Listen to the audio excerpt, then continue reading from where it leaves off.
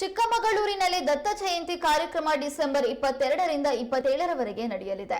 ಆ ಹಿನ್ನೆಲೆಯಲ್ಲಿ ಪ್ರವಾಸಿಗರ ಭೇಟಿಯನ್ನ 6 ದಿನಗಳ ಕಾಲ ಜಿಲ್ಲಾಡಳಿತ ನಿರ್ಬಂಧಿಸಿದೆ.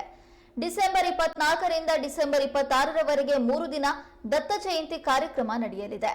ಜಿಲ್ಲೆಯ ವಿವಿಧೆಡೆ ಹಾಗೂ ಹೊರ ಜಿಲ್ಲೆಯಿಂದ ಮಾಲಾಧಾರಿ ಭಕ್ತರು ಬರೋದ್ರಿಂದ ಇನಾಂ ದತ್ತಾತ್ರೇಯ ಬಾಬಾ ಬುಡನ್ಗಿರಿ ಸ್ವಾಮಿ ದರ್ಗಾ, ಮುಳ್ಳಯ್ಯನಗಿರಿ, ಸೀತಾಳಯ್ಯನಗಿರಿ, ಹೊನ್ನಮ್ಮನಹಳ್ಳ, ಜರಿ ಜಲಪಾತ, ಮಾಣಿಕ್ಯದಾರ ಜಲಪಾತ ಹಾಗೂ ಗಾಳಿಕೆರೆಗೆ ಮುಂಜಾಗೃತಾ ಕ್ರಮವಾಗಿ ಪ್ರವಾಸಕ್ಕೆ ನಿರ್ಬಂಧಿಸಲಾಗಿದೆ.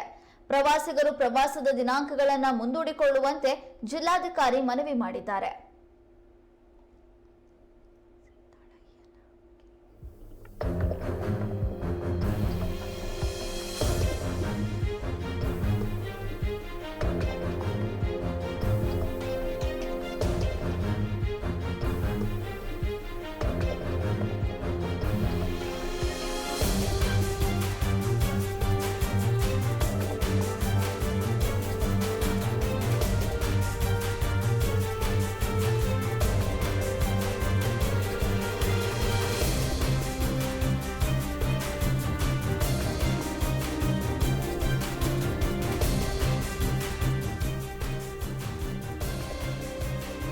ಚಿಕ್ಕಮಗಳೂರು ಅಂದ್ರೆ ಪ್ರವಾಸಿಗರ ಹಾಟ್ ಫೇವರೆಟ್ ಪ್ಲೇಸ್. ಪ್ರತಿದಿನವೂ ಕೂಡ ಅಲ್ಲಿ ಸಾವಿರಾರು ಸಂಖ್ಯೆಯಲ್ಲಿ ಪ್ರವಾಸಿಗರು ಬರ್ತಾನೆ ಇರ್ತಾರೆ.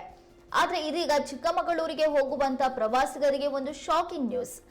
ನೀವೇನಾದ್ರೂ ಡಿಸೆಂಬರ್ 22ರಿಂದ 27ರವರೆಗೆ ಚಿಕ್ಕಮಗಳೂರಿಗೆ ಪ್ರವಾಸ ಹೋಗ್ಬೇಕು ಅಂತ ಪ್ಲಾನ್ ಮಾಡ್ಕೊಂಡಿದ್ರೆ ಆ ದಿನಾಂಕವನ್ನ ಮುಂದೂಡೋದು ಒಳ್ಳೆಯದು.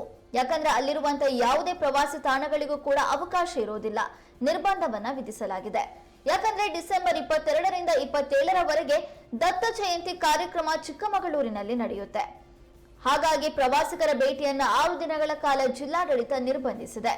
ಡಿಸೆಂಬರ್ 24ರಿಂದ ಡಿಸೆಂಬರ್ 26ರವರೆಗೆ 3 ದಿನ ದತ್ತ ಜಯಂತಿ ಕಾರ್ಯಕ್ರಮ ನಡೆಯಲಿದೆ. ಜಿಲ್ಲೆಯ ವಿವಿಧ ಹಾಗೂ ಹೊರ ಜಿಲ್ಲೆಯಿಂದ ಬರುವಂತ ಮಾಲಾಧಾರಿ ಭಕ್ತರು ಬರೋದ್ರಿಂದ ಇನಾಂ ದತ್ತಾತ್ರೇಯ ಬಾಬಾ ಬುಡನ್ಗಿರಿ ಸ್ವಾಮಿ ದರ್ಗಾ, ಮುಳ್ಳಯ್ಯನಗಿರಿ, ಸೀತಾಳಯ್ಯನಗಿರಿ, ಹೊನ್ನಮ್ಮನಹಳ್ಳ, ಜರಿ ಜಲಪಾತ, ಮಾಣಿಕ್ಯದಾರ ಜಲಪಾತ ಹಾಗೂ ಗಾಳಿಕೆರೆಗೆ ಮುಂಜಾಗೃತಾ ಕ್ರಮವಾಗಿ ಪ್ರವಾಸಕ್ಕೆ ನಿರ್ಬಂಧಿಸಲಾಗಿದೆ. ಯಾವುದೇ ಶಾಂತಿ ಕದಡುವ ಗಲಾಟೆಗಳು ನಡೀಬಾರದು, ಅಂತಹ ಘಟನೆಗಳು ನಡೀಬಾರದು ಅನ್ನುವಂತ ಹಿನ್ನೆಲೆಯಲ್ಲಿ ಈ ಮುಂಜಾಗೃತಾ ಕ್ರಮವನ್ನ ಜಿಲ್ಲಾಡಳಿತ ಕೈಗೊಂಡಿದೆ.